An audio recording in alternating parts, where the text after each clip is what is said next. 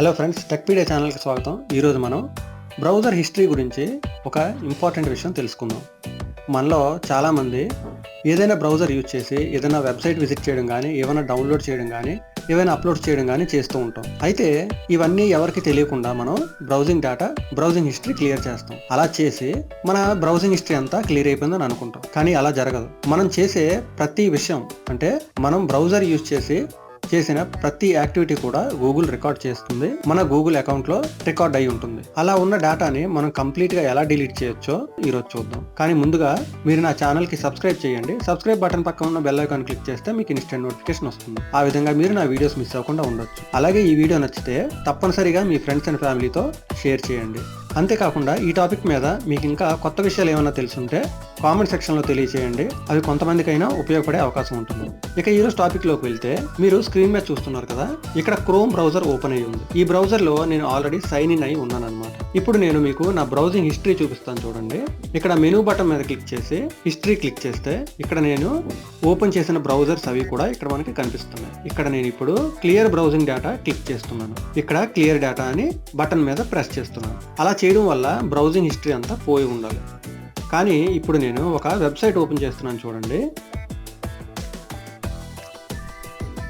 చూసారు కదా, myactivity.google.com/myactivity. ఇక్కడ మీరు చూడండి, నేను నా గూగుల్ అకౌంట్ యూజ్ చేసి ఎక్కడెక్కడైతే లాగిన్ అయ్యానో, ఏం బ్రౌజ్ చేశానో, ఏ యాప్స్ యూజ్ చేశానో అవన్నీ కూడా ఇక్కడ మనకి కనిపిస్తాయి అన్నమాట. మీరు స్క్రీన్ మీద చూసినట్టయితే టుడే అని ఉంది, ఐటమ్స్ 21 అని ఉన్నాయి. మీరు చూసారు కదా, నేను ఇప్పుడు AZ రికార్డర్ అనే యాప్ యూజ్ చేసి స్క్రీన్ రికార్డ్ చేస్తున్నాను. అది కూడా మనకి ఇక్కడ చూపిస్తుంది. అలాగే కొంచెం స్క్రాల్ చేసి చూడండి, visited welcome to my activity, ఈ వెబ్సైట్ని నేను యాక్సెస్ చేసినట్టు చూపిస్తుంది. ఈ విధంగా మనకి నా అకౌంట్ యూజ్ చేసి ఈ డివైస్లోనే కాదు, ఏ డివైస్లో ఏం జరిగినా కానీ, ఎన్ని డివైసెస్లో అయినా కానీ అవన్నీ కూడా నా అకౌంట్లో రికార్డ్ అయి ఉంటాయి. అవన్నీ కూడా మనకి ఇక్కడ కనిపిస్తాయి అన్నమాట.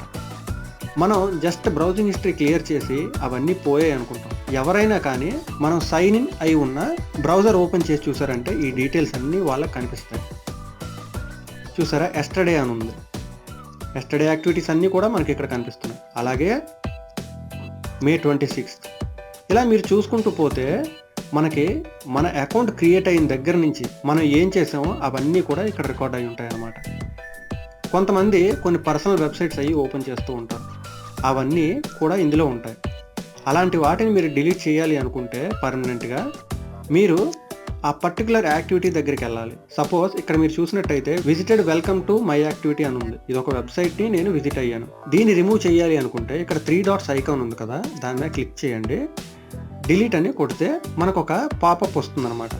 మీరు ఇది ఓకే అనుకుంటే ఓకే చేయండి, కంప్లీట్గా డిలీట్ అయిపోతుంది అనమాట.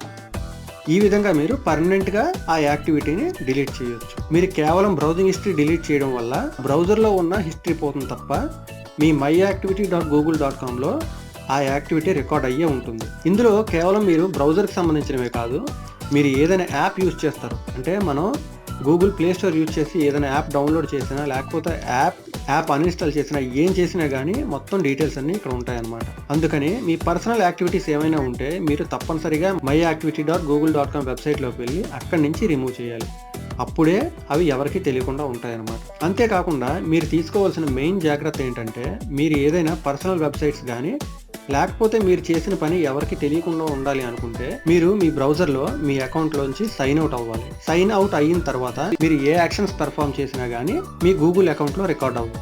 అప్పుడు మీరు కేవలం మీ బ్రౌజర్ హిస్టరీ డిలీట్ చేస్తే సరిపోతుంది అనమాట. కానీ మీరు మీ బ్రౌజర్లో మీ గూగుల్ అకౌంట్ యూజ్ చేసి సైన్ ఇన్ అయి ఉండి ఏ యాక్షన్ పెర్ఫామ్ చేసినా అది తప్పనిసరిగా మై యాక్టివిటీలో రికార్డ్ అయి ఉంటుంది. మీకు ఈ వీడియో హెల్ప్ అవుతుంది అనుకుంటున్నాను. ఈ వీడియో నచ్చితే తప్పనిసరిగా లైక్ చేయండి, షేర్ చేయండి.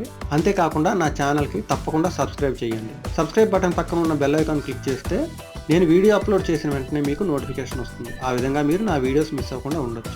Thanks a lot. Thanks for watching.